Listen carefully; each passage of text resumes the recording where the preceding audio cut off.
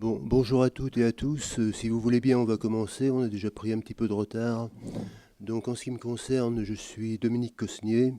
Je fais partie du bureau de la nouvelle association de coordination et de soutien à la démarche Cap Droit, ACS. Peut-être quelques mots sur Cap Droit pour ceux qui n'étaient pas là hier ou ce matin.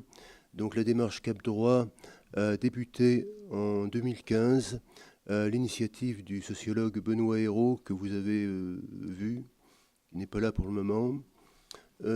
Cette démarche repose au départ sur la prise en compte de la Convention internationale des Nations Unies sur les droits des personnes handicapées et en particulier sur la notion de capacité juridique universelle. Et il y a eu la mise en place du manifeste Toutes et tous vulnérables, toutes et tous capables. Il y a eu également des livrets sur les capacités civiles. Également, il y a 2 ans, le livret sur l'autonomie de vie comme droit humain. Et également la mise en place de différents laboratoires capacitants, comme celui auquel vous participez en ce moment à Brest. Donc voilà. Nous allons animer, Clément et moi, cet atelier qui est consacré aux personnes concernées à l'initiative de demande pour développer leur autodétermination auprès de parents et de professionnels. Et donc il y aura 4 interventions successives, à savoir tout d'abord Inde Malal, qui est donc personne concernée et chercheuse à l'Université Lyon 2 et au centre Max Weber. Ensuite, ma voisine M. White, qui est sœur concernée. Ensuite, une personne du groupe d'entraide mutuelle de l'Envol de Quimper. Donc c'est Brigitte Lemaire, c'est ça? Voilà. Et enfin, Marika Lefki, qui est donc la présidente de l'association ACS Cap Droit. Voilà, donc je donne d'abord la parole à Inde, qui va nous parler de le titre de son intervention, c'est faire reconnaître sa condition de personne vivant avec une maladie chronique et la défense de ses droits, l'importance du soutien social et du réseau de soins. Voilà. Inde. Donc voilà, moi j'ai renommé mon intervention. C'est bon, tout le monde. C'est bon. Là c'est bon. Comme ça. Comme ça. Ouais. Tu peux approcher un Ah, petit peu le micro. c'est bon comme ça. Ouais. Bon. Là c'est bon. Donc j'ai renommé mon intervention et j'ai renommé. J'ai juste modifié un petit peu et j'ai plutôt appelé un chemin de résilience. Attends, tu parles un petit peu plus près de ton micro. Donc j'ai renommé mon intervention un chemin de résilience, mon parcours avec la sclérose en plaques, avec ma sclérose en plaques, l'engagement et réflexion sociologique sur le soutien familial et les réseaux et relations de soins. Donc aujourd'hui, je vais vous exposer depuis mon point de vue situé de chercheuse en sociologie, mais aussi de patiente ayant été confrontée personnellement et directement à une annonce de sclérose en plaques, donc il y a 19 ans. Et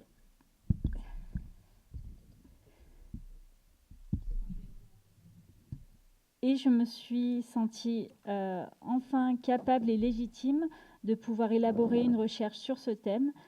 Donc, il faut savoir que tout au long de mes études, le concept de maladie chronique m'a beaucoup interpellée. D'abord par son annonce, puis par la réalité de vivre avec la maladie chronique, comment vivre chaque jour avec des symptômes et des traitements qui aident uniquement à réduire la progression de la maladie. Et c'est de là que j'en ai fait un outil de recherche et que j'en ai fait surtout mon sujet de thèse qui a abordé plusieurs dimensions interconnectées de la relation de soins entre les soignants et les soignés et la complexité des relations humaines avec les interactions entre les individus, avec les histoires singulières de chacun et donc chacun sa propre histoire, sa personnalité, et c'est surtout ses propres croyances. Donc je commence mon intervention par vous lire un passage de ma thèse qui expose en fait mon annonce de diagnostic. Donc, j'ai été diagnostiquée une première fois porteuse de la maladie, une sclérose en plaques, le 14 novembre 2006. J'étais en 4e au collège et âgée de 14 ans. Ce jour-là, il faisait très froid et je rentrais de mon cours de sport pour me rendre en cours de technologie. Nous avions une interrogation et après avoir répondu à quelques questions, ma main droite s'est soudainement paralysée. Je ne comprenais pas ce qui m'arrivait et tentais par tous les moyens de réchauffer ma main, mon bras, impossible de contrôler cette main de laquelle s'échappait le stylo et ne le tenait plus. Cette partie de mon corps échappait à mon contrôle et je ne parvenais pas à comprendre la situation. Effondrée, je me suis levée et ai demandé à l'enseignante de me permettre de me rendre à l'infirmerie. L'enseignante essaie alors de réchauffer ma main entre les siennes, mais sans succès. Ma main reste inerte. En route vers l'infirmerie, qui, à son tour, tente de manipuler ma main dans tous les sens.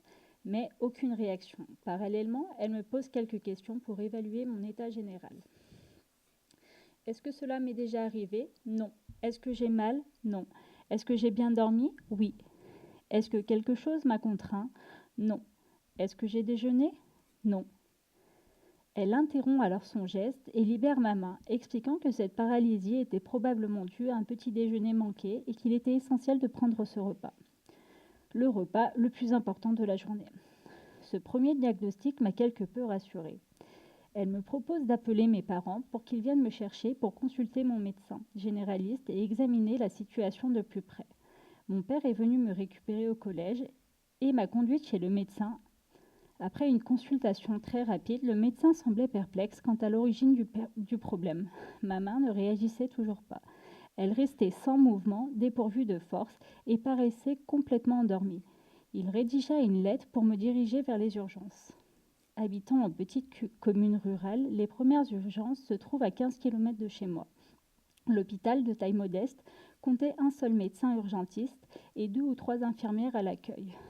Après une attente prolongée, je suis finalement prise en charge, quelques examens rapides, puis le médecin me propose de prendre rendez-vous directement avec un neurologue. Ma main est toujours paralysée et je ne sens toujours rien. Le soir même, mon médecin généraliste appelle mes parents à la maison. Il appelle pour prendre de mes nouvelles. Ma mère le met au courant de la demande du rendez-vous avec le neurologue. Il propose alors de le laisser s'en occuper. Le lendemain, mercredi, je retourne au collège pour la matinée, toujours sans pouvoir utiliser ma main. Bien que préoccupée, ce matin-là, j'ai pris soin de prendre le petit déjeuner. L'après-midi, le médecin généraliste nous rappelle et nous propose un rendez-vous avec un médecin neurologue à Saint-Étienne dès le lendemain matin. Au réveil, ce jeudi, ma main n'est plus paralysée, mais des fourmillements persistent. Je contacte ma mère au travail et l'informe de la disparition de la paralysie, ce qui la réjouit. Je m'empresse d'annoncer la nouvelle à mon père. Mon père est à la retraite, donc c'est lui qui s'est occupé de moi. Nous nous rendons au cabinet libéral du médecin. Celui-ci me... Non, je m'empresse d'annoncer la nouvelle à mon père. Malgré cela, il propose tout de même d'honorer la consultation prévue avec le neurologue. Nous nous rendons au cabinet libéral du médecin. Celui-ci me reçoit à l'heure convenue sans attente. Après un récit détaillé de ce qui m'est arrivé, le spécialiste propose une batterie d'examens avec des méthodes techniques et des équipements plus perfectionnés qu'à l'hôpital. Il prend de nombreuses notes. Enfin, il propose un nouveau rendez-vous une semaine plus tard pour discuter des résultats et des examens. La semaine suivante, je me rends à nouveau au cabinet médical, toujours accompagné de mon père. Le neurologue parle de beaucoup de choses et aborde de nombreux sujets, mais beaucoup de termes me sont incompréhensibles et je ne suis pas certaine que mon père saisisse pleinement toutes les explications du médecin. Après environ 30 minutes, le neurologue évoque des symptômes se manifestant par des poussées soudaines, persistantes, d'une durée d'au minimum 24 heures. Il explique que c'est ce qui m'est arrivé et que ces épisodes peuvent se reproduire à tout moment. Il évoque alors la possibilité d'une maladie, la sclérose en plaques. Inquiet, mon père interroge le neurologue sur la gravité de cette maladie.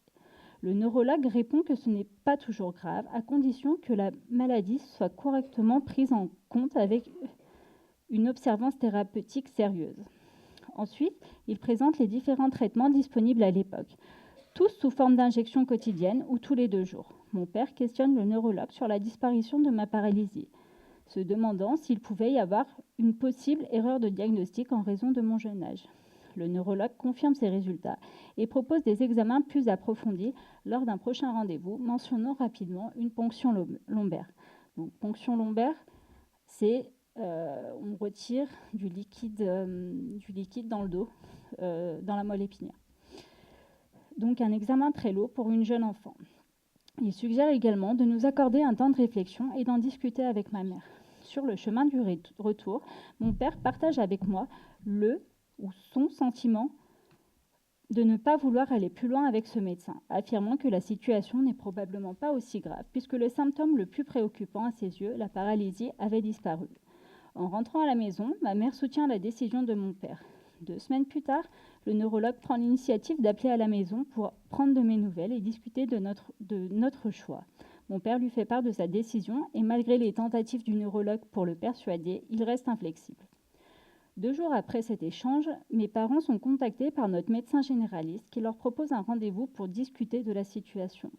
Lors de cette consultation, que nous honorons, le médecin passe en revue l'ensemble des résultats envoyés par le neurologue, cherchant à sensibiliser mes parents aux risques auxquels ils pouvaient m'exposer.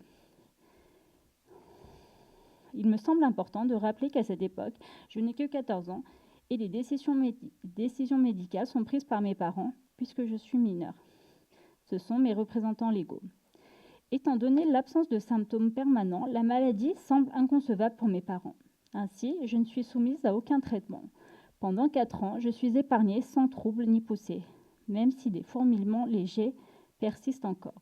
J'apprends à vivre avec ces symptômes relativement mineurs par rapport à l'alternative d'un traitement par injection quotidienne. En septembre 2010, lors d'une soirée, alors que je m'apprête à aller me coucher, je perds soudainement complètement la vue. Mon père, au départ, pense à une mauvaise plaisanterie de ma part et ne prend pas la situation au sérieux. Cependant, quelques minutes plus tard, il décide de m'emmener aux urgences, toujours situées à 15 km de chez nous. À notre arrivée nocturne, les urgences sont bondées. La secrétaire, après avoir pris connaissance de la situation, nous informe que le médecin urgentiste ne pourra probablement pas faire grand-chose pour ce problème particulier. Elle nous suggère alors de nous rendre directement au CHU de Saint-Étienne, situé à 55 km de chez nous. Selon elle, seul un ophtalmologue pourrait prendre en charge mon cas. Fatiguée, effrayée et ressentant également l'inquiétude de mon père, nous arrivons à Saint-Étienne. Après une consultation avec l'ophtalmologue, il nous remet un courrier. Nous sommes dirigés dès le lendemain matin vers l'hôpital neurologique de Lyon, distant de 95 km de chez nous. La situation est déconcertante, je ne comprends rien et mon père, tout aussi perplexe, n'arrive pas à me rassurer. Le lendemain, dès les premières heures, nous nous présentons à l'hôpital neurologique où, à notre grosse surprise, nous sommes attendus. L'urgentiste stéphanois avait pris le soin de prévenir ses collègues lyonnais. La secrétaire me propose un bracelet d'identification et appelle des brancardiers pour me conduire au service d'imagerie par résonance magnétique. Après l'examen,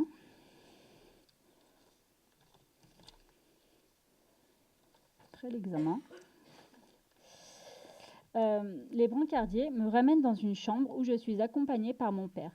Une infirmière se présente alors et me pose une perfusion en m'expliquant un traitement censé me permettre de retrouver progressivement la vue.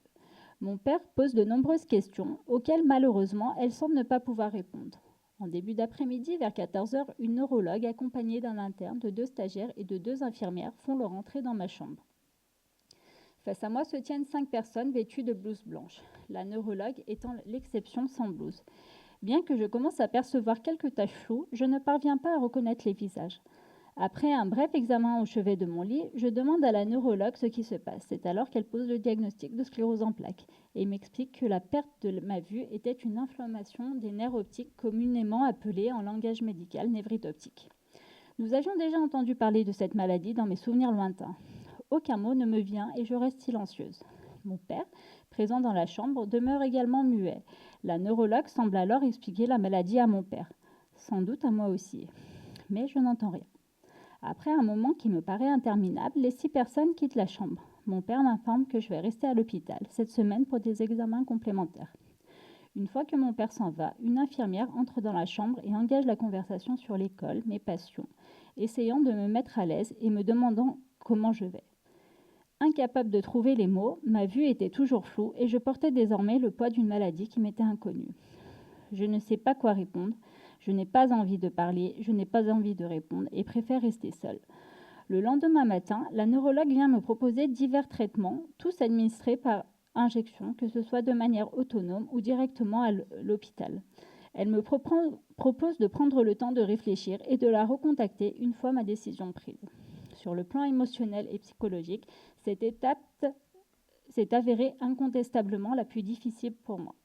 Ce n'était pas aussi évident pour moi que cela l'était pour les médecins et très probablement pour mes parents. Ils étaient tous impatients que je prenne rapidement une décision afin d'initier promptement le traitement et garantir une prise en charge pour ma santé. Dès mon retour à la maison, j'ai cherché des informations sur Internet, explorant les forums de discussion pour compléter ce qui m'avait été communiqué à l'hôpital. Il m'a fallu du temps, précisément 4 mois, pour enfin parvenir à une décision concernant le choix du traitement. Après réflexion, j'ai finalement accepté de suivre un traitement en auto-administration à raison d'une injection tous les 2 jours. Ce traitement me semblait être le moins contraignant et le mieux adapté à ma vie de jeune lycéenne. Je n'ai bénéficié que de 4 jours d'éducation à la santé. Une infirmière est venue pendant 2 soirées, 30 minutes, pour me montrer comment réaliser moi-même mes injections. Les premières piqûres étaient extrêmement difficiles, mais progressivement, cela est devenu une habitude. J'ai maintenu ce premier traitement pendant 4 ans. À cette époque, la maladie ne me dérangeait pas beaucoup. Mon bras n'était plus paralysé, seuls les fourmillements persistaient. J'avais partiellement retrouvé ma vue et aucun autre symptôme n'était présent. Malgré les douleurs musculaires et la fatigue liée au traitement, je parvenais à vivre comme mes pères.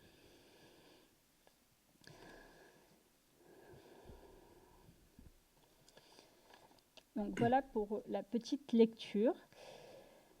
Et en fait, à partir de ce diagnostic et avec le temps, j'ai fait des études en psychologie, puis en sociologie, et donc j'ai un master 2 en psychologie de la santé, j'ai un master 2 en psychologie, en sociologie des organisations, et j'ai un autre master 2 en sociologie, inégalité et discrimination.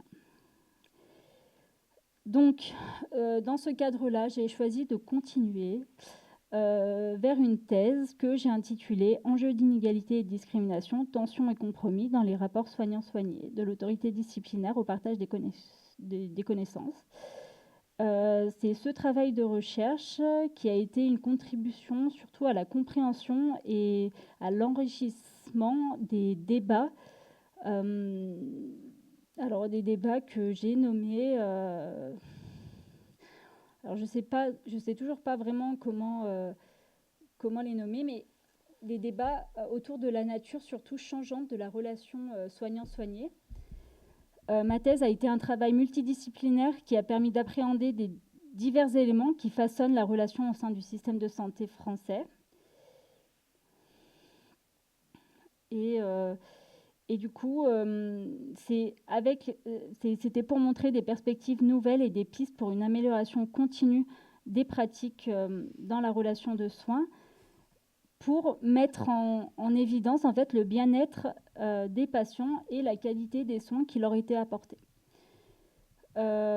Aujourd'hui, dans le cadre de cette CAP Lab, je vais surtout vous parler de la prégnance du chercheur, le fait que tout au long de ma thèse, mon point de vue situé n'a pas été à l'extérieur de ma recherche, mais au contraire, comme le développait Georges Devreux, sociologue, dans son livre De l'angoisse à la méthode, de mémoire. Donc Georges Devreux, il a beaucoup travaillé sur les tribus amérindiennes et il proposait, lui en tout cas dans cet ouvrage, il disait que ce n'est pas, il n'était pas obligé de faire l'amour avec les Indiens pour comprendre ce qu'ils ressentaient. Pourquoi ? Parce qu'il proposait d'être dans une continuité et ce n'est pas... Donc il reste 2 minutes. Ce n'est pas parce qu'on se pose des questions C'est pas parce que, enfin, je ne suis pas obligée de faire l'amour avec les Indiens pour comprendre ce qu'ils ressentent. Ce n'est pas ce qui est en jeu, ce qui est en jeu, c'est de se projeter ailleurs, mais c'est tout en étant ce que je suis, tenir compte de ce que je vis pour analyser surtout justement ce qui est mon terrain de recherche, mais surtout aussi mon terrain de réflexion. Donc, dans les sciences humaines, la dimension humaine, elle n'est pas extérieure à la recherche, et on est bien dans les sciences de l'homme et dans les sciences de l'humain. Notre situation d'humain, elle ne peut pas être dissociée de la situation du scientifique avec la science et avec l'humain. Ce qui est important, ça va être surtout les rapports qui sont autour de nous, autour de la connaissance de l'humain et autour de la connaissance de la maladie. C'est surtout, moi je parle de mon abnégation à attraper la question qui a été loin d'être évidente, qui aurait été loin d'être évidente pour d'autres chercheurs. Il faut savoir qu'il y a beaucoup de travaux de recherche qui ont porté sur les personnes en situation de handicap, mais toujours les chercheurs, alors il y a quelques chercheurs qui avaient un point de vue interne comme le mien, mais il y a beaucoup de chercheurs qui ont travaillé à l'extérieur, c'est-à-dire qui ont observé ces personnes en situation de handicap. Et c'est en ça que mon étude, que ma thèse, elle se veut originale, puisque moi, j'ai été directement concernée par mon objet de recherche, en fait. Donc, pour conclure rapidement,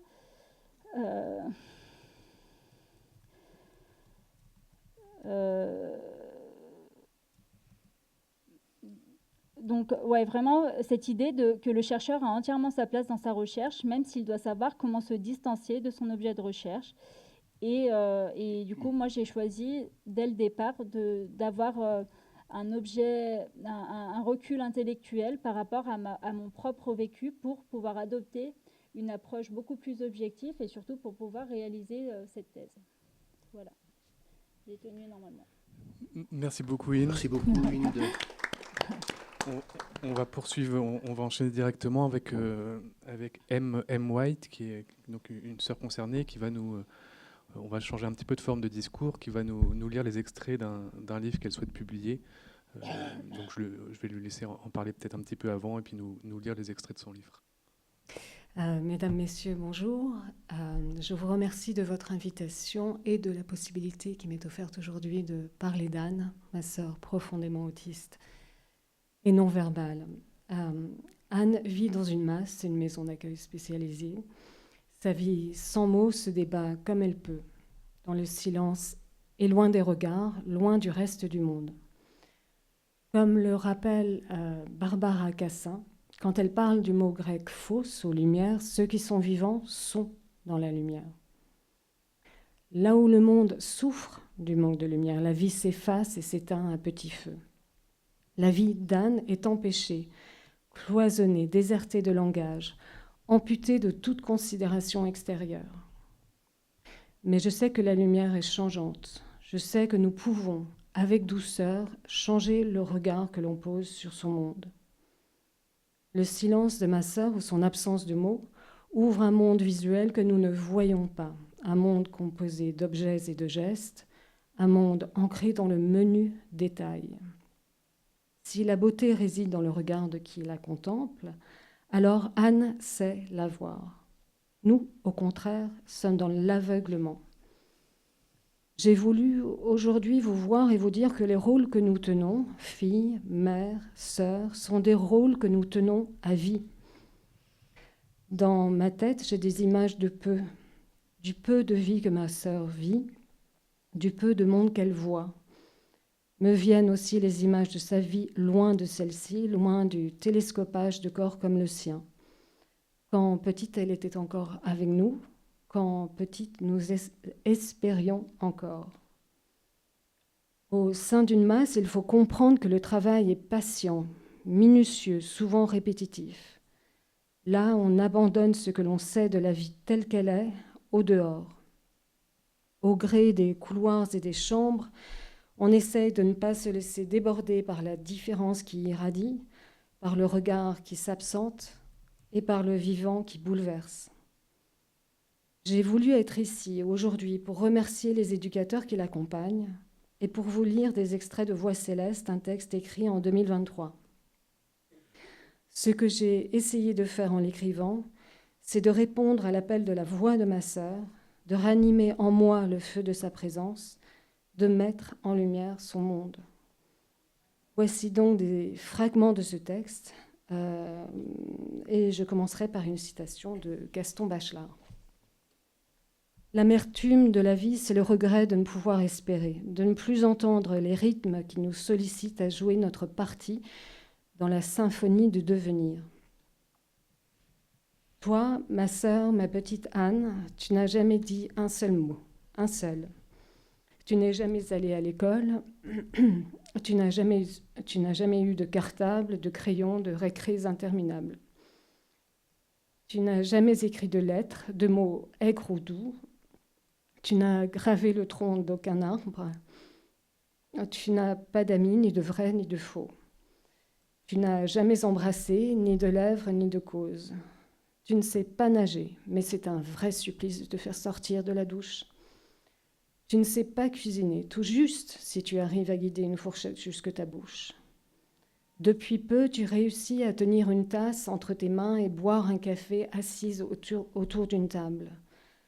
Tu n'es jamais tombée amoureuse, tombée si follement amoureuse au point de ne plus t'alimenter ou de t'envoler à l'autre bout du monde pour le serrer dans tes bras. Tu n'es jamais allée te réfugier dans un bar, seule pour noyer ta solitude. Tu n'es jamais allée te perdre dans un musée, seule, pour vainement essayer de trouver un sens à ce foutu monde. Tu n'as pas, à 6 ans, enfourché ton vélo pour aller voir une amie lors d'une longue et morne après-midi. Tu ne t'es pas fait gronder en revenant de ton escapade à 2 roues. Tu n'as jamais lu de livres, de journaux, d'affiches dans les rues. Tu n'as jamais eu à déchiffrer une lettre du service des impôts. Tu n'as jamais dévoré l'œuvre d'Anna Akhmatova traduite par Sophie Bénèche. Tu n'as jamais dû te plier en 4 pendant des heures pour nettoyer la maison ou pour préparer une fête en l'honneur de ton enfant qui célèbre ses 7 ans et qui se pavane tout nu dans le jardin avec un masque de Dark Vador sur la tête, un sabre laser à la main.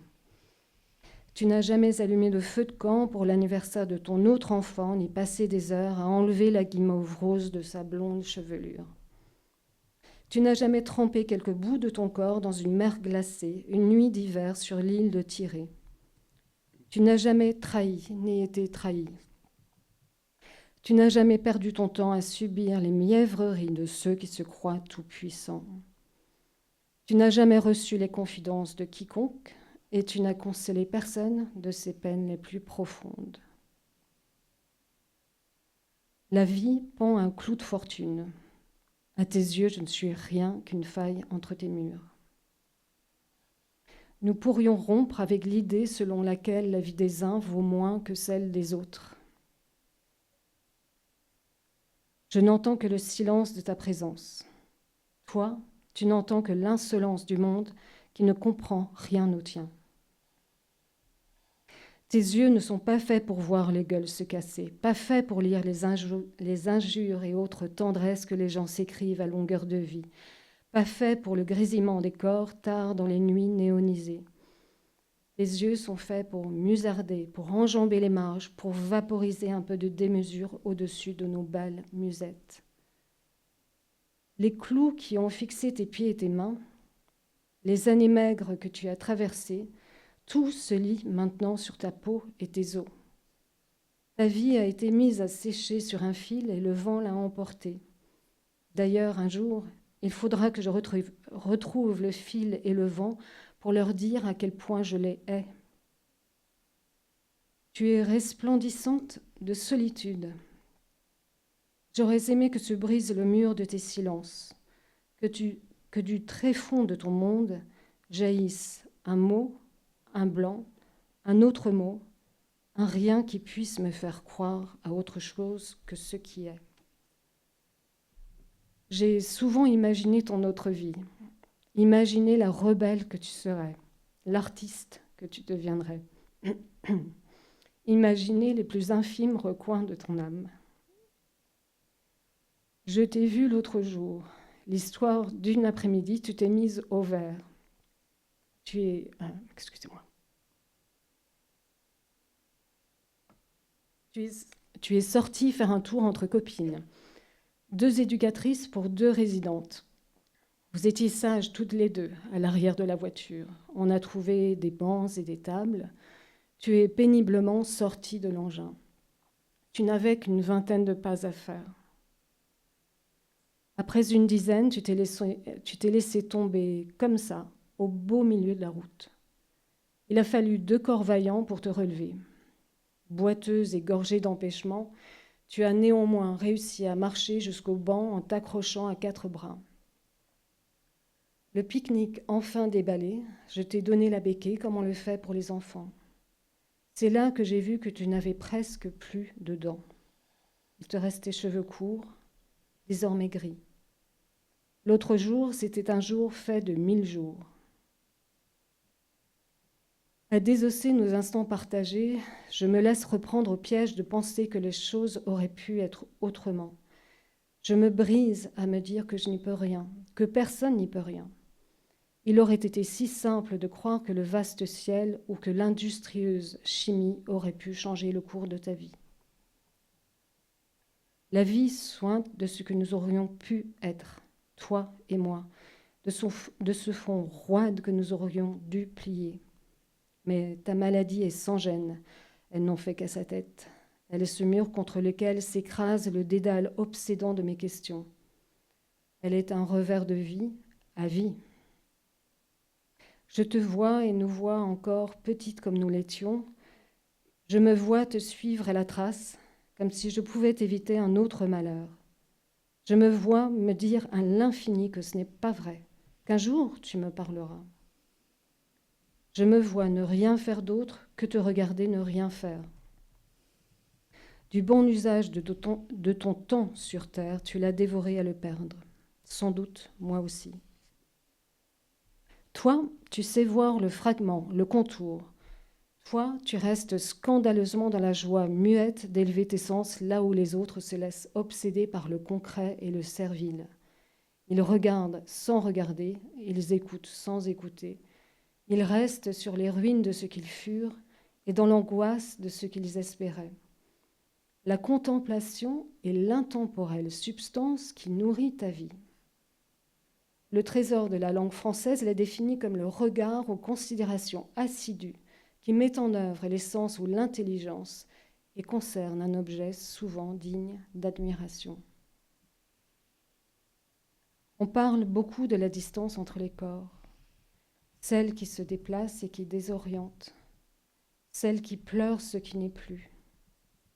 Les corps sont livrés à leur sort dans le bruit d'un appel continu à s'éloigner, à s'éviter, à respecter l'ordre moral et les convenances.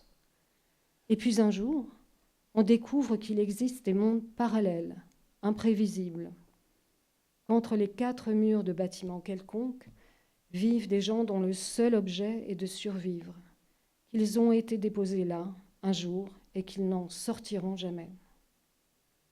Que ce fatras de corps n'en a que faire de nos voies civilisées, que les âmes dévouées qui les accompagnent jusqu'à leur dernier soubresaut sont elles aussi silencieuses.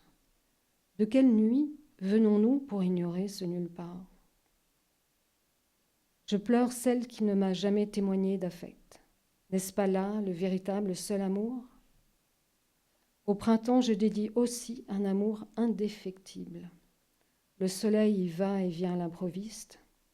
Il dessine sans bruit l'horizon d'un espoir éternellement renouvelé.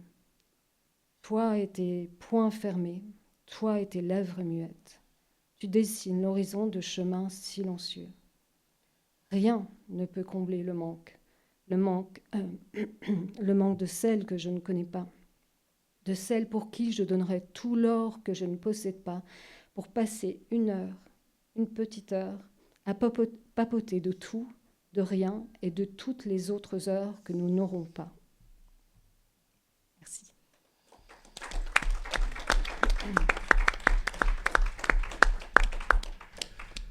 Merci beaucoup, M. Merci beaucoup. Donc nous passons à Brigitte Lemaire du GEM L'Envol de Quimper.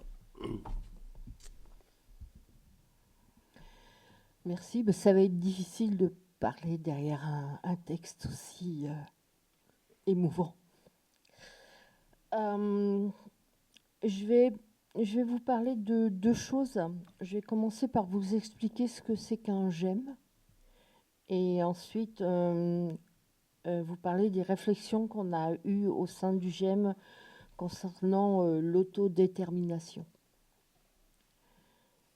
Alors, nous vous remercions d'avoir posé la thématique de cette table ronde en ces termes. En effet, poser l'initiative des demandes pour l'autodétermination par les personnes concernées présuppose que celle-ci est mise à mal de facto. Le GEM. Le GEM, qu'est-ce que c'est? Quels sont les principes du GEM? Le GEM, c'est un groupe mutuel. Voilà. Et les principes du GEM, c'est rompre l'isolement, reprendre la confiance en soi et s'ouvrir sur la cité. Le GEM est là pour ce sont des personnes qui ont ou qui ont eu des problèmes psychiques, traités ou non. Voilà. Donc, le principe du GEM, c'est un espace où les adhérents ont toute la latitude pour reprendre en main leur vie et retrouver une vie sociale autonome et choisie. Le GEM est un espace de réhabilitation aux yeux des personnes extérieures au GEM. Alors, je vais parler du GEM L'Envol de Quimper. C'est un animateur, un parrain, et on est à peu près 43 adhérents et administrateurs. Le GEM est là pour que les personnes concernées retrouvent leur place entière dans la société. Les adhérents sont donc des personnes concernées, passées par des difficultés psychiques. Et l'animateur est là, alors, d'une part pour animer, mais il est là aussi en tant que médiateur, en cas de conflit, de soucis. Voilà, il est vraiment là pour...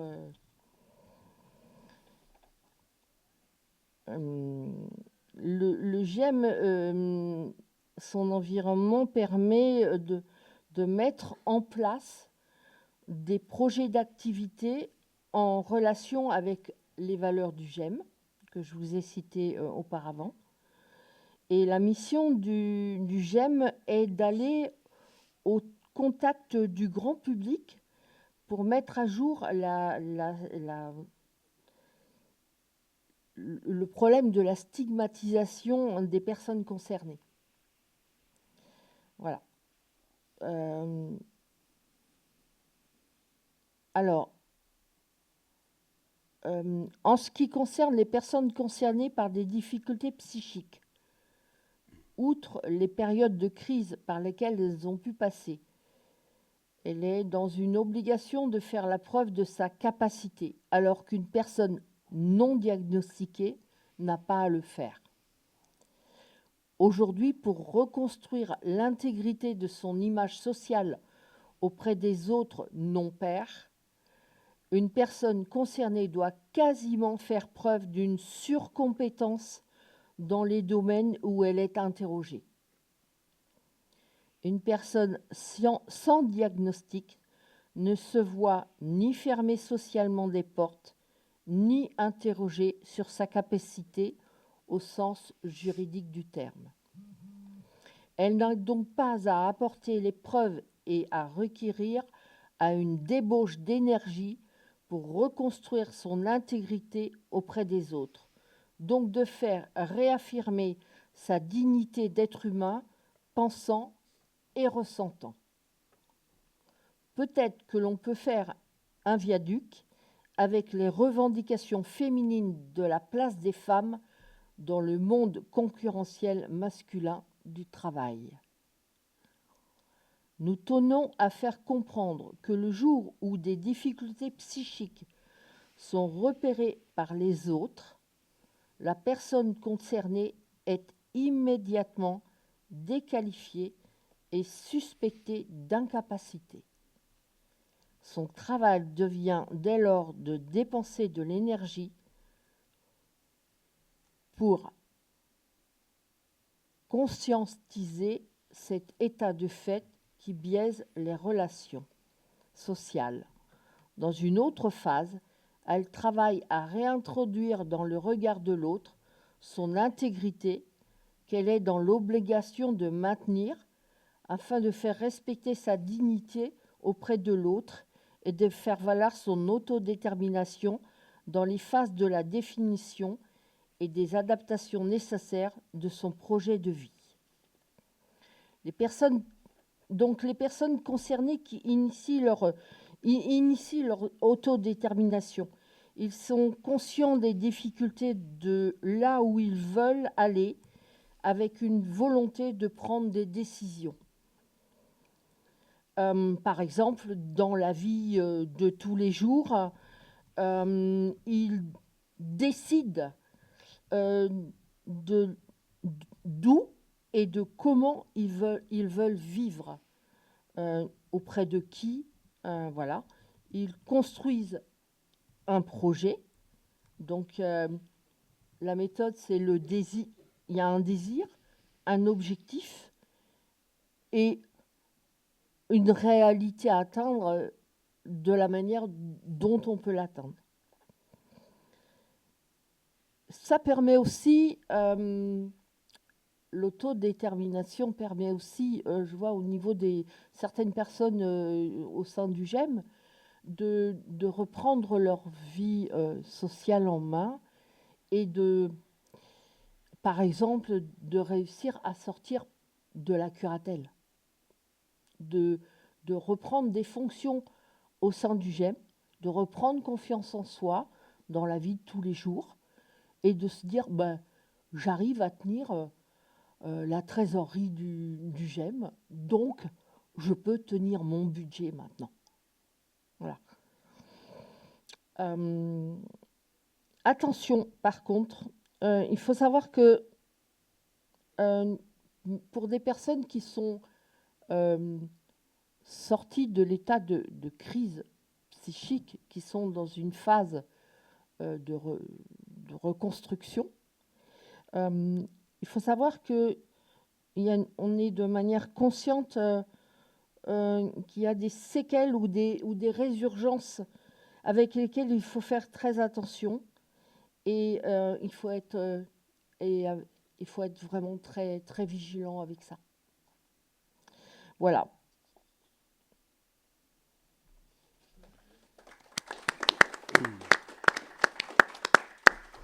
Merci beaucoup Brigitte. Sans plus attendre, je donne la parole à Marika Levki, qui va nous faire, je crois, des petites scénettes un petit peu en solo, improvisées.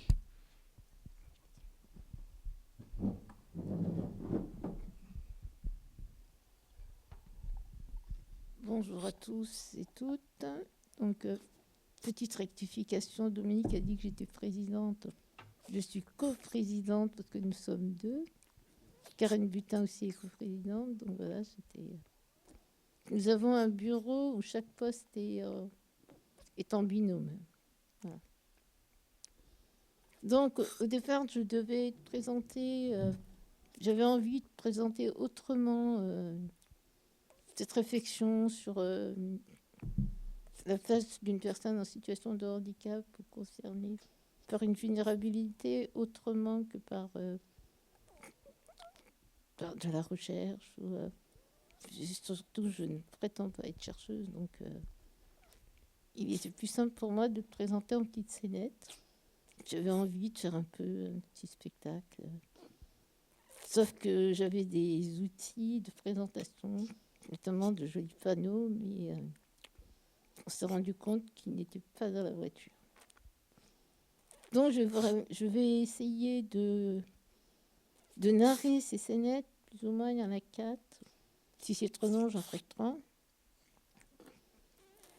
Et en essayant de mettre toujours en questionnement cette place qu'on m'accorde, cette place dans laquelle je n'ai pas forcément envie d'y être. En tout cas, je me pose la question de savoir pourquoi. Pourquoi cette place? Donc la première scène, c'était la scène de l'annonce de la maladie. C'est une maladie évolutive dont on a constaté à l'adolescence, donc de ma naissance à l'adolescence. J'étais valide, avec une place, la place de la sœur aînée, de 6 frères et sœurs, non. J'étais responsable. Une place aux yeux de mes parents avec une projection de femme, de bonne à marier, entre guillemets. Et du jour de l'annonce, eh ben, cette place, elle s'est écroulée. J'étais plus l'aînée. Je n'étais plus responsable de personne. J'avais plus de trousseau de mariage. Je devenais malade. Donc, il fallait qu'on me protège. Même ma toute petite sœur, la dernière, passait après moi.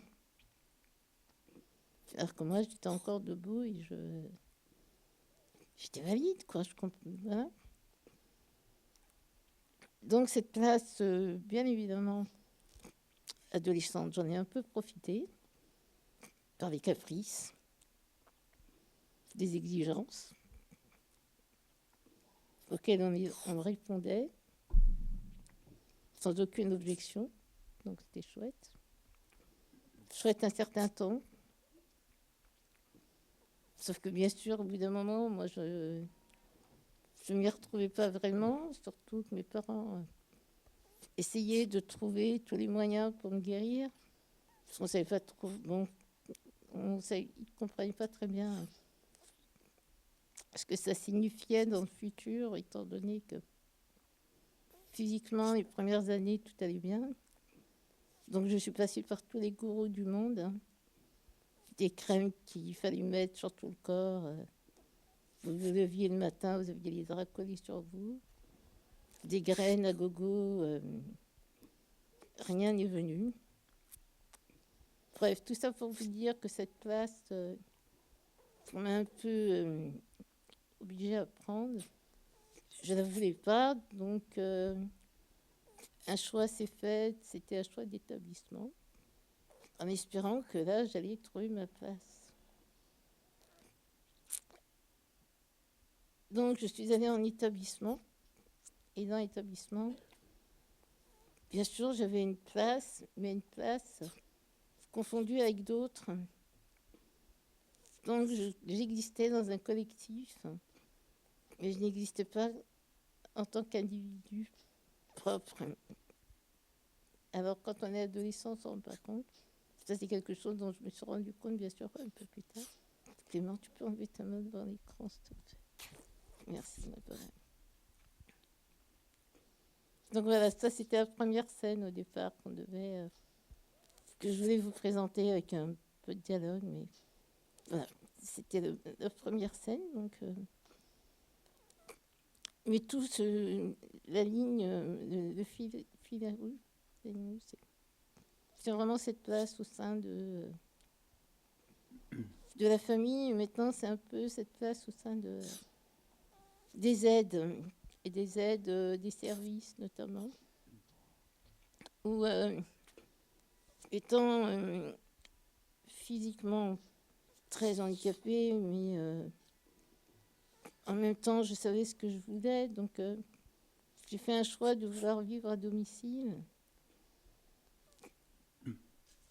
avec, bien sûr, une installation de soins et d'accompagnement Et je me suis confrontée à des difficultés d'accompagnement, n'ayant des choix et des possibilités qui étaient très restreintes, et notamment près de services qui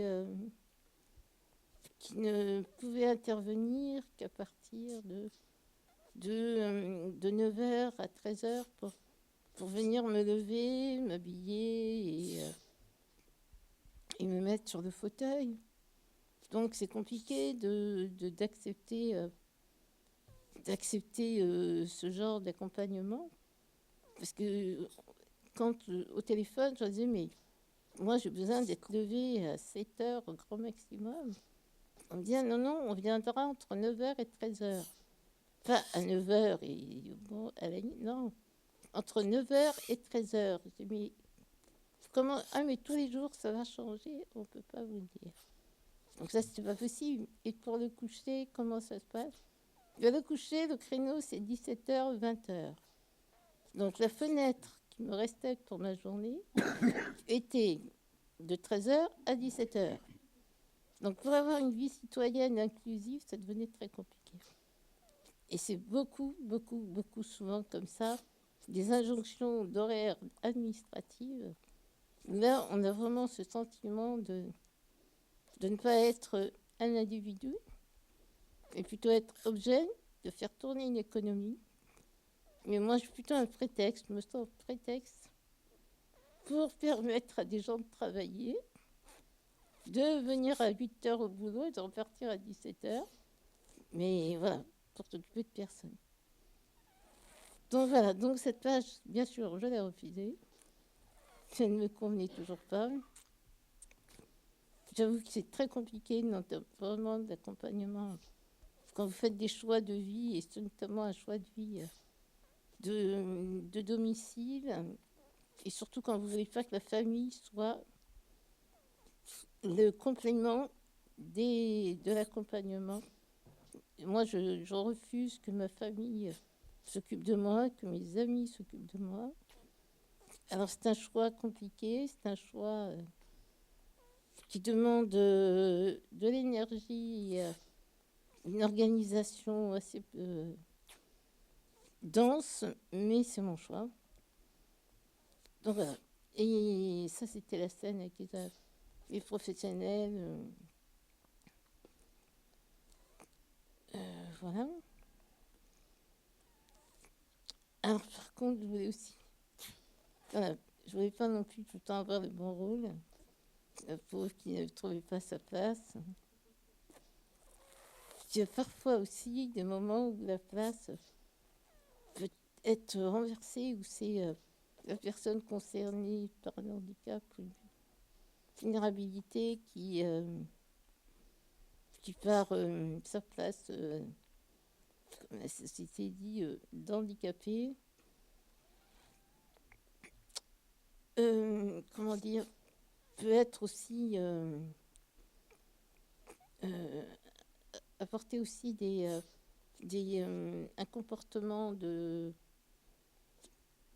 violence ou de maltraitance vis-à-vis de personnes qui l'accompagnent, et notamment sur des caprices ou des exigences qui leur deviennent parfois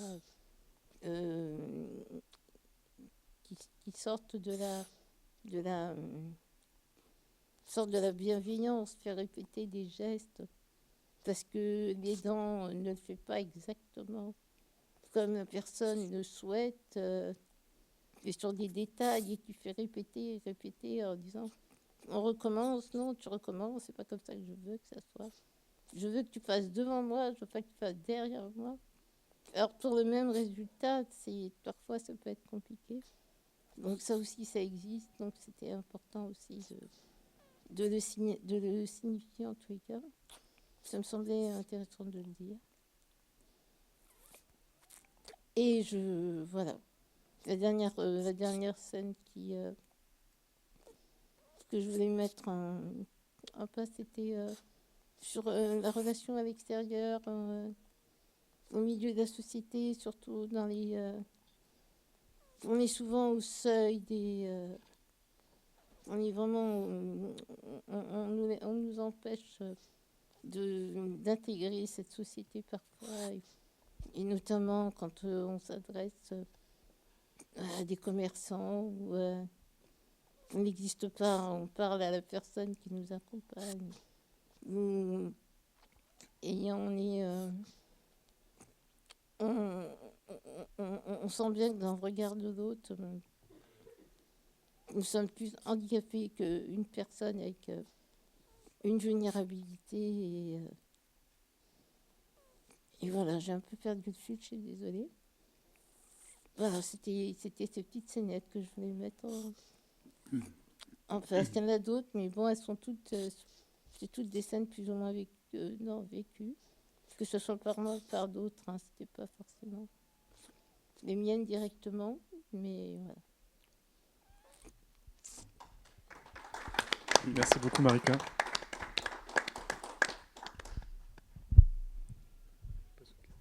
Merci.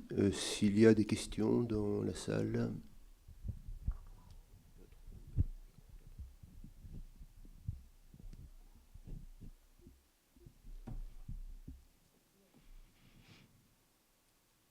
Des questions, des réactions, des commentaires. Oui, alors je crois que c'est Florent ou Florian au fond de la salle.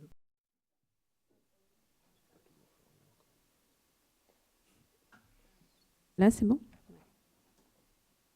À distance, c'est possible aussi de poser des questions.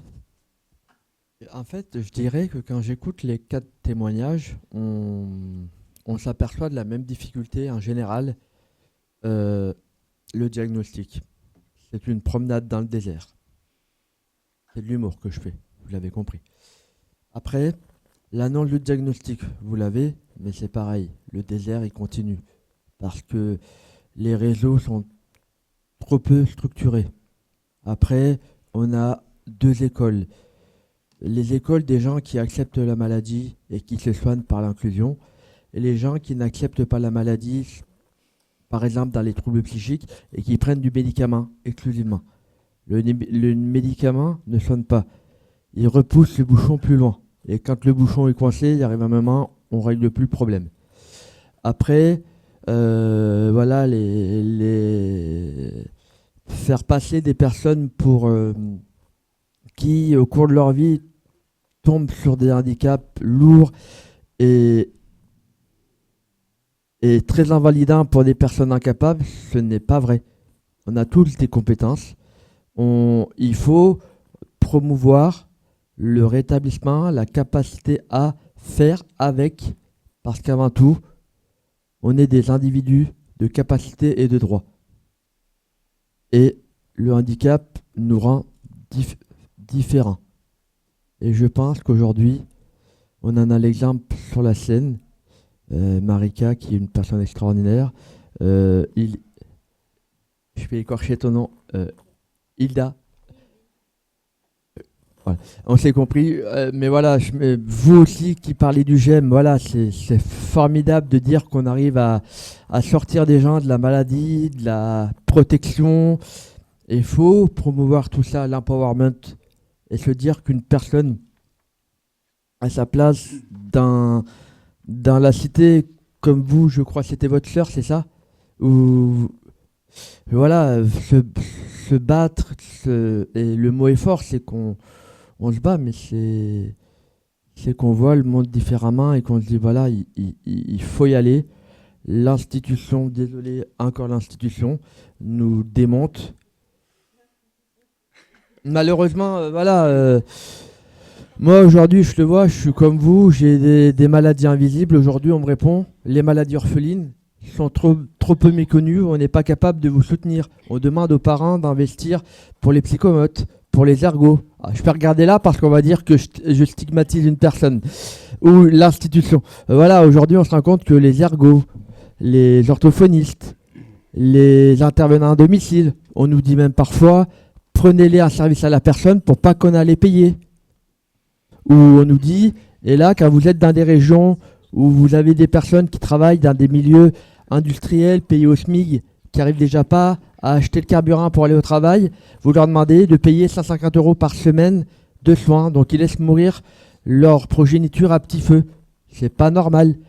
Et voilà, aujourd'hui, je me dis, on nous dit qu'on est dans un pays égalitaire, on a un réseau, mais l'égalité, liberté, égalité, fraternité, il y en a peut-être 2 qui sont bafoués en ce moment pour les handicapés. Donc, écoutez-nous, les gens concernés, pour faire évoluer les politiques. Ne nous consultez pas seulement, écoutez-nous. Merci beaucoup. Alors, je crois qu'il y a une personne là qui souhaite intervenir. Vous pouvez passer le micro directement. Merci. Oui, bonjour. Alors, je dis mon nom de jeune fille pour le coup, puisque mon fils est au courant que je participe à ces débats, mais ne souhaite pas que je me présente sous mon nom de femme, qui est connu des organisateurs. Donc, au cas où il y a des publications à l'extérieur, n'est-ce pas, ou des vidéos possibles, et je le regrette. Donc, voilà. Moi, je parle au titre du CAPH 29, dont je suis la secrétaire bénévole départementale, et au titre de l'UNAFAM, donc, qui est une association qui a pour but de soutenir les aidants de personnes qui souffrent de troubles psychiques, dont je suis la responsable de la communication départementale. Moi, ce qui m'a frappée dans vos témoignages à tous, c'est... alors, je voulais dire en préalable aussi par rapport à hier, je pense qu'il faut se garder des généralités. Hier, on a eu une affirmation comme quoi c'était les familles qui engendraient les pathologies psychiques.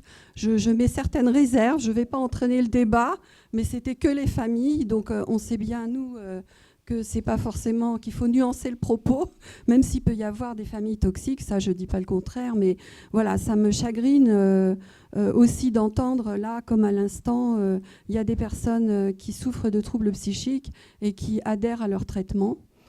Puisqu'elles savent que sinon elles risquent de, comme vous l'avez dit, il faut faire attention aussi aux alertes qui peuvent se représenter sur certaines pathologies qui sont très instables, qui se stabilisent, mais avec toujours le risque qu'il y ait quelque chose pour des raisons diverses et variées. Donc moi je préfère dire qu'il faut nuancer le propos et essayer d'avoir une vision peut-être un peu plus différenciée en acceptant que chacun n'ait pas forcément la même position par rapport à ces sujets-là.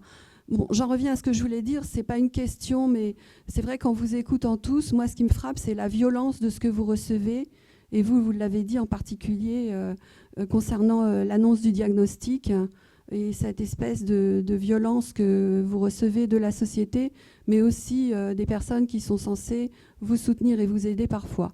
Et c'est vrai que moi, je peux témoigner que aussi, j'estime que nous avons à la fois, j'ai vu comment mon fils parfois a subi des violences pas...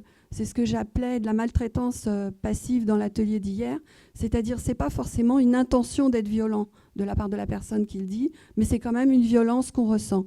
Et cette violence, moi, je considère que nous la recevons aussi en écho, les aidants des fois, parce que effectivement, que ça soit certaines personnes qui soient du médical ou dans certaines occasions pour la défense de nos droits, ou la société qui porte tel ou tel regard et qui ne manque pas de vous le rappeler. Enfin, on peut citer beaucoup d'exemples et vous les avez cités. Donc voilà, moi c'est ce que je retiens, il faut vraiment collectivement qu'on essaye de faire attention à ça et de ne pas rajouter de la douleur à la douleur.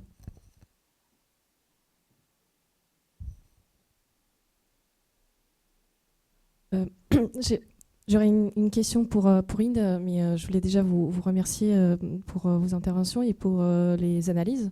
Il y a les témoignages, mais aussi les analyses que vous nous fournissez. Et je pense que c'est très riche. Ma question pour Inde, si je comprends bien, donc, ta thèse, elle porte particulièrement sur la relation donc, soignant-soigné.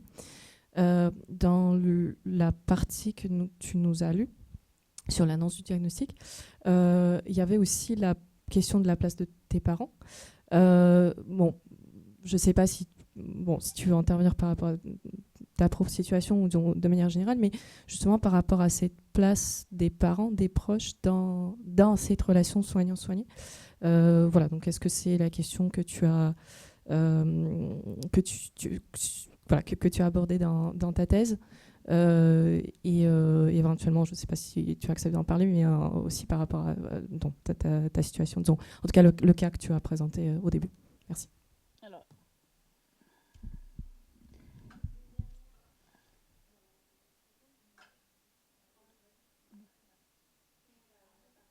mais du coup, j'étais pas prête. Je vais essayer d'être concise et pas trop décousue, mais je pense que je vais pas y arriver. En fait, moi, ce que j'entends avec vos témoignages et tout ce qu'on a aussi entendu hier, donc moi, je redis parce que hier, on nous a dit qu'il fallait se présenter au début des interventions. Moi, je suis aidante de ma sœur et il y a quelques années, je ne connaissais rien à tout ça. Et ma mère, et de ma mère, je suis aidante de ma mère. Oui, c'est vrai.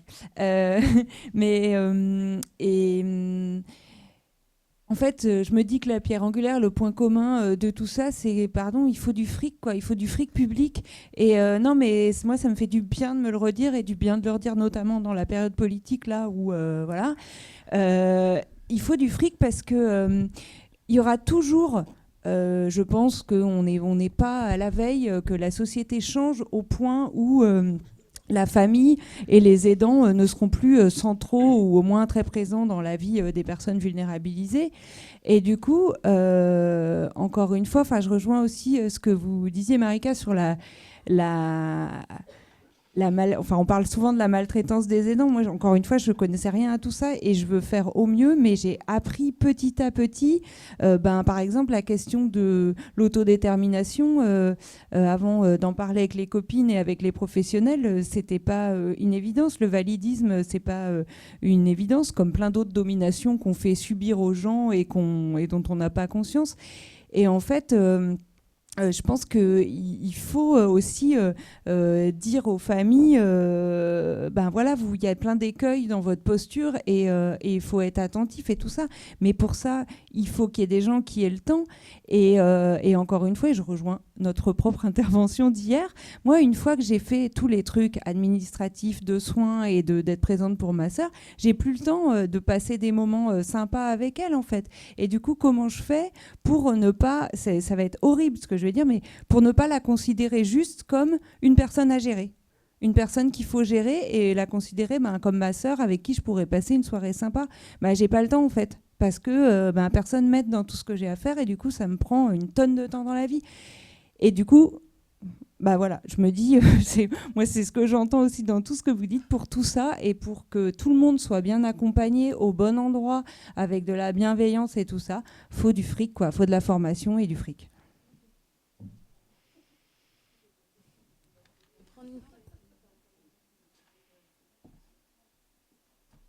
Je vais juste me faire le relais de cette question de besoin d'argent là, qui est nécessaire évidemment.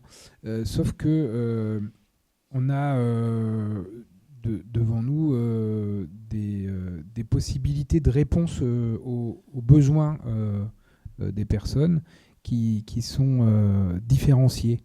Et on se rend compte là, et je vais peut-être faire écho à une expérience que le GEM à Quimper à laquelle il a pu participer il y a quelques années. C'était un échange européen où on est allé en Angleterre faire une comparaison entre le système de réponse au handicap anglais et la réponse au handicap en France. Engendrait des deux côtés des biais, mais globalement, en France, on organise de manière collective la réponse au handicap, alors qu'en Angleterre, donc dans un pays anglo-saxon, on va laisser la personne, avec ses aidants, définir la réponse. Et à ce titre-là, ils vont recevoir l'argent et ils feront ce qu'ils peuvent avec. Voilà. C'est ça que je voulais dire, parce qu'il y a...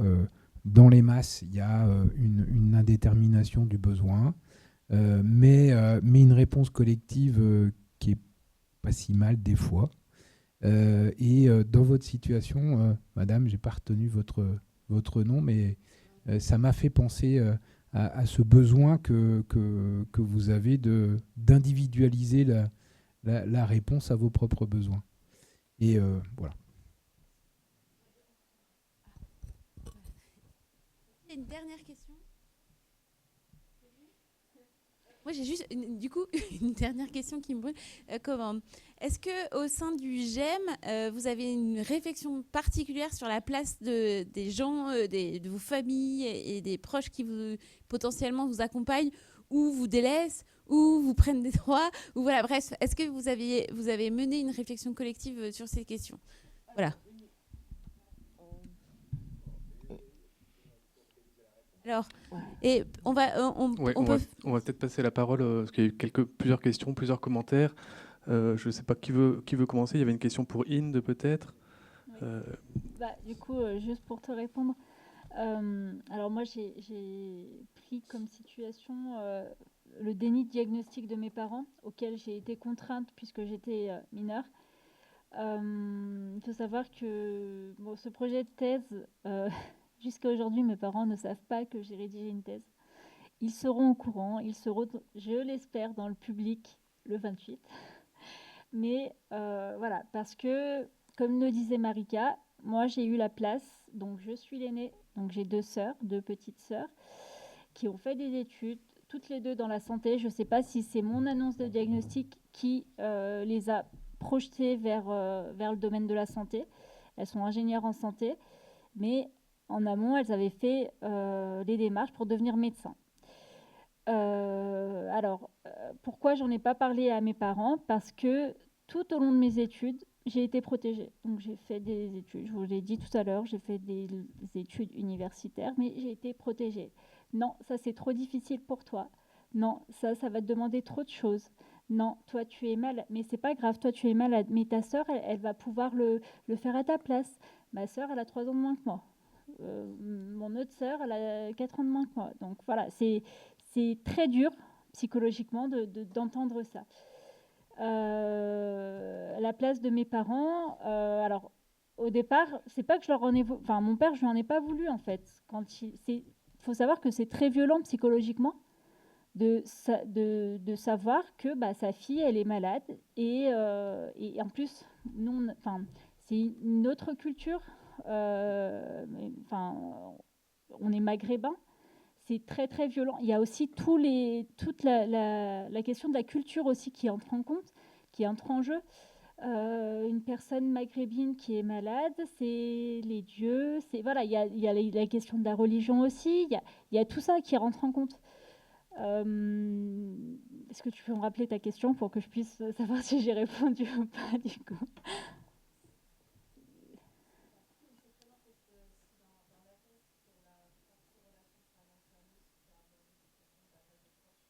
La place de la... Oui. J'ai abordé un petit peu la place des proches. Après, j'ai pas leur consentement. C'est un peu comme disait Benoît hier. J'ai pas le consentement. Je peux pas me permettre et je veux pas les mettre en porte-à-feu pour pas qu'ils aient ce sentiment de responsabilité. Parce que mon père, il s'en veut beaucoup encore aujourd'hui. Parce qu'il sait qu'il m'a fait perdre. Non, c'est pas comme ça que je dois le dire, mais j'ai eu 4 ans de diagnostic. Je ne sais pas comment la maladie aurait pu évoluer si j'aurais commencé mon traitement 4 ans en amont. Voilà, mais ça, je ne peux pas y répondre, les médecins ne peuvent pas y répondre, personne ne peut y répondre. Donc non, je ne l'ai pas abordé parce que je n'avais pas leur consentement et que peut-être, sans doute, que je n'y étais pas prête.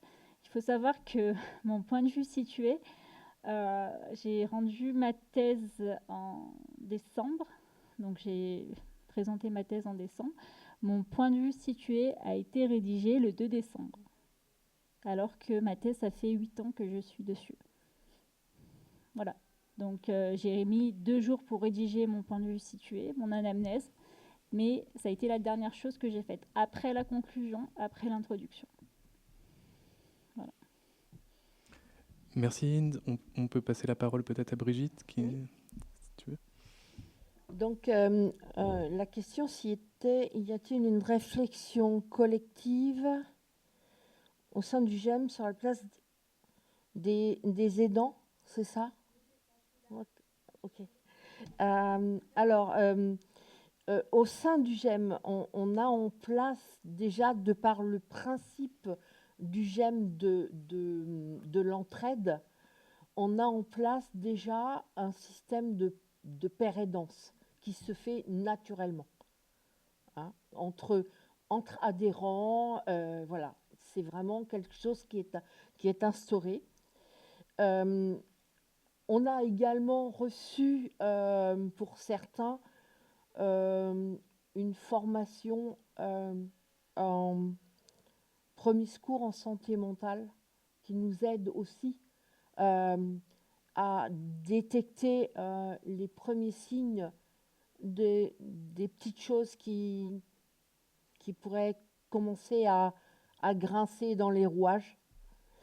Et le GEM aussi, c'est aussi, si les gens le désirent, un lieu de médiation entre les adhérents et les parents ou les aidants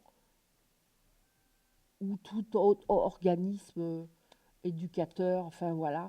Quand il y a un petit conflit qui se crée et tout, ça peut être un lieu où on se rencontre et un lieu neutre de médiation. Voilà. Je ne sais pas si j'ai répondu à la... Voilà. Merci Brigitte. Je ne sais pas si M souhaite intervenir ou dire un petit mot, puis ensuite on pourra passer la parole à Marika, peut-être pour clôturer la session. C'était juste pour rebondir sur certaines choses que j'ai entendues et écoutées. Et c'est une question lancée à tous les sociologues dans la... Ah, les têtes se lèvent. Est-ce que vous êtes au courant d'études qui ont été faites pour comparer ce qui est fait, admettons, en Grande-Bretagne, justement, par rapport au handicap, etc., en sachant que j'ai habité à l'étranger pendant pas mal de temps, donc je suis particulièrement sensible à cette question-là, et également, j'ai l'ami d'un ami qui est canadien et qui vient de partir en retraite, qui était prof, justement, spécialisé, et qui, lui, se déplaçait au domicile des enfants. Et je crois savoir qu'au Canada, c'est vraiment adapté, c'est individualisé. Rien à voir avec... Enfin, je ne dis pas qu'en France, on ne fait pas ça, mais c'est cette approche-là du professeur se déplaçant. Je n'ai jamais entendu parler de ça en France. Voilà la question lancée. Alors, y a-t-il un sociologue ou une sociologue dans la salle qui peut apporter des éléments de réponse à M? Marika, dit un mot. Oui, c'était pour répondre. Peut-être que je me suis mal exprimée tout à l'heure en parlant de maltraitance. C'était pas du tout des aidants, c'était plutôt des personnes concernées. D'accord, ok. Parce que je pense, mais de ma place, je me sens responsable aussi, et responsable dans la relation, responsable de l'autre, que je dois accueillir, qui va m'aider. Et pour moi, c'est hyper important de sentir cet équilibre, quoi. C'est pas juste une personne qui vient compenser et qui doit s'arrêter à ça. Moi, j'ai besoin de donner du sens à cette relation où on rentre dans mon intimité, et voilà, je suis pas que avec un handicap. J'ai des valeurs, j'ai des points importants plus que d'autres, et je veux qu'on les prenne en considération. Mais pour ça, il faut pouvoir l'exprimer et donner... Quoi.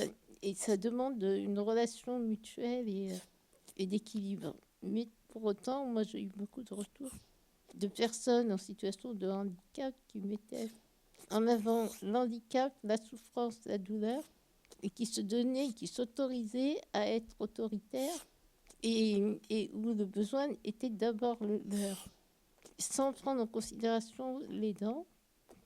Et là, pour moi, c'était de la maltraitance de ne pas considérer le bien-être de l'autre dans toutes ses positions ergonomiques ou comme moi, les personnes qui m'accompagnent, j'ai besoin de savoir que pour moi, il faut qu'elles soient bien avec moi, quoi. C'est le point premier. Si on n'est pas bien avec moi quand on m'accompagne, c'est pas possible, quoi. Et vice-versa. Donc voilà, et je me donne et je me dois d'une responsabilité aussi. Et je me sens citoyenne que comme ça. Ouais. Merci Marika. Alors peut-être que Hugo veut répondre à... Alors, les études comparatives, il n'y en a pas beaucoup. Comparatives entre pays. Je vous renvoie quand même vers les travaux de Serge Bersold, par exemple, qui a essayé de faire une typographie des différents systèmes d'accompagnement des enfants handicapés à l'école. parce qu'il a eu l'occasion dans sa carrière de travailler pour l'OCDE, donc ça lui permettait d'avoir accès à pas mal de données. Alors, pourquoi il n'y en a pas? C'est pas que parce qu'on ne sait pas parler anglais ou les autres langues, mais c'est aussi pour ça.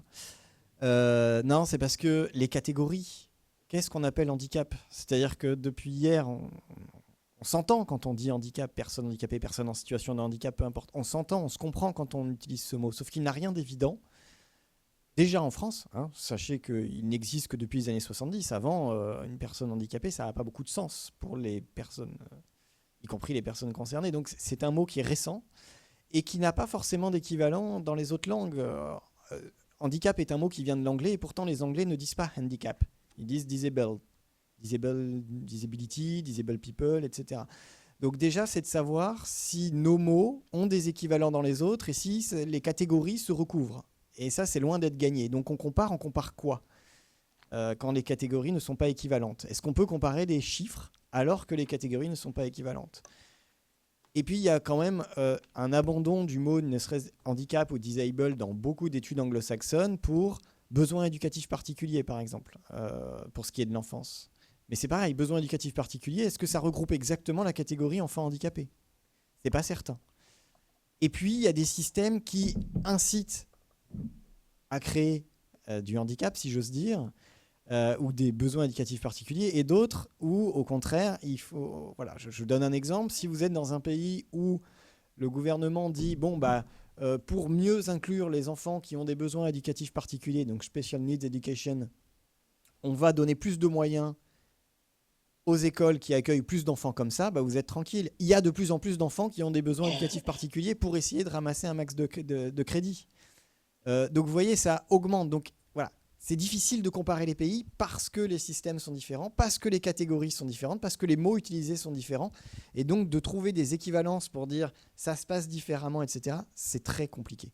C'est très compliqué. Ça ne veut pas dire qu'il ne faut pas qu'on s'y attelle, hein, et je pense qu'on s'y attelle pas suffisamment, mais j'explique pourquoi parfois on y va à reculons. Parce que aussi les catégories n'arrêtent pas d'avoir des sous-catégories. Donc forcément, c'est inclus dans tout ça. Et les catégories qui sont en lien avec le handicap, mais aussi les catégories, par exemple, le système scolaire ne fonctionne pas du tout de la même manière d'un pays à l'autre, la protection sociale ne fonctionne pas du tout de la même manière, le système de santé. Et donc, tout ça fait des comparaisons très complexes. Par exemple, on dit beaucoup que l'Italie est un exemple sur l'inclusion scolaire parce qu'il n'y a pas d'éducation spécialisée. Bon, en fait, ça, c'est un point de vue très distancié. Et quand, en fait, on regarde, oui, il y a une place des familles très, très importante dans le système éducatif. Enfin, c'est pas comparable. Et donc, c'est à ça qu'on se bute, nous, sociologues.